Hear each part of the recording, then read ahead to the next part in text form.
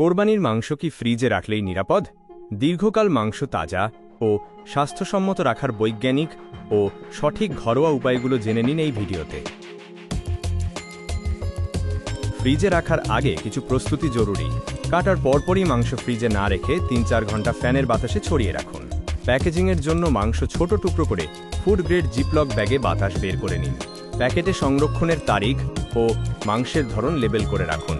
সঠিক নিয়মে ফ্রিজের তাপমাত্রা 1°C সেট করলে গরুর মাংস 6 থেকে 12 মাস পর্যন্ত নিরাপদ থাকে।